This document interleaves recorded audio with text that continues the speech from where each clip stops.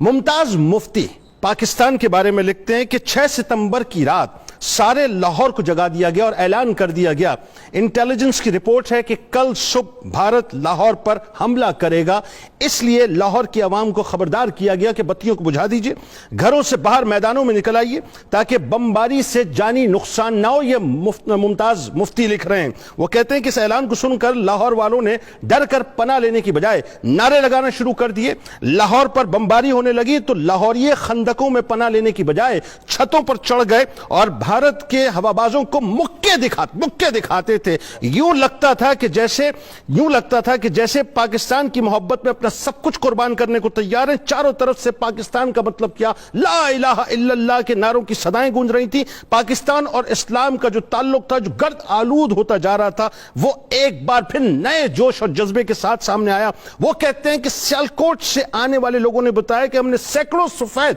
अब जो बात बता रहा हूं नाज़रीन बहुत तवज्जो से सुनिएगा, कि सैकड़ों सफेद घोड़सवार देखे जो सफेद वर्दियां पहने हुए थे, हाथों में तलवारें थी। कहते हैं कि हम महाज पर जा रहे हैं। और मुमताज मुफ्ती लिखते हैं कि रोजनामा जंग को मदीना मुनव्वरा से एक खत मौसूल हुआ। उसमें लिखा था कि जिस रोज लाहौर पर हमला हुआ, इसी रात मदीना मुनव्वरा में मुकीम 2 अफराद ने ख्वाब में देखा कि हुजूर नबी करीम सल्लल्लाहु अलैहि वसल्लम घोड़े पर सवार होकर जा रहे हैं। इस वक्त नाज़रीन मैं आपको बता नहीं सकता कि मेरे जिस्म के रोंगटे खड़े हो चुके हैं। ये मेरे पाकिस्तान है, ये मेरा पाकिस्तान है। ये 1965 की जगह जो मैं आपको बतला रहा हूं कि हुजूर नबी करीम सल्लल्लाहु अलैहि वसल्लम घोड़े पर सवार होकर जा रहे हैं। पूछा हुजूर नबी करीम सल्लल्लाहु अलैहि वसल्लम इतनी जल्दी में आप कहां तशरीफ ले जा रहे हैं? तो फरमाया मैं पाकिस्तान में जहाद के लिए जा रहा हूं। मारूफ हकीम नैयर वास्ती उन दिनों मदीना मुनव्वरा में मुकीम थे। वतन वापस आने के बाद उन्होंने एक नशरिये में कहा कि लाहौर की एक खातून जो 18 साल से मदीना मुनव्वरा में मुकीम है और रोज रोजा मुबारक की जाली के पास बैठती हैं, उसने 6 सितंबर को बताया कि मैंने हुजूर सरवर कायनात सल्लल्लाहु अलैहि वसल्लम को देखा। सख्त घबराहट और उजलत में बाहर निकले, लटें खुली थी, गेसू परेशान थे। मैंने कभी उनको ऐसी उजलत और परेशानी के आलम में नहीं देखा। नैयर वास्ती साहब ने कहा कि एक बुजुर्ग जो रोजा मुबारक में उनसे मिला करते थे 6 सितंबर को गायब हो गए। उनसे एक मुरीद ने बताया कि वो पाकिस्तान जहाद पर गए हैं। और एक और बुजुर्ग ने नैयर वास्ती को बताया कि तमाम शोहदा बमाए शोहदा बद्र की मायत में घोड़ों पर सवार होकर पाकिस्तान गए हैं।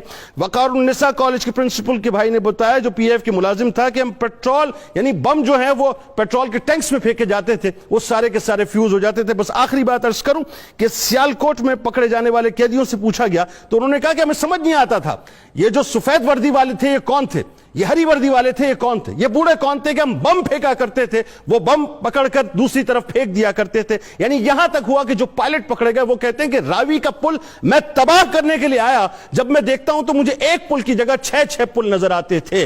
नाज़रीन कराम, फरिश्तों की ताईद अल्लाह ने 1965 की जंग में उतारी थी कि जिन्होंने पाकिस्तान की मुहाफिजत की। अरे क्यों ना हो, यह पाकिस्तान ख्वाहिश मुस्तफा सल्लल्लाहु अलैहि वसल्लम है, यह पाकिस्तान बिशारत मुस्तफा सल्लल्लाहु अलैहि वसल्लम है, और यह पाकिस्तान अताए मुस्तफा सल्लल्लाहु अलैहि वसल्लम है। पाकिस्तान पर फख्र कीजिए।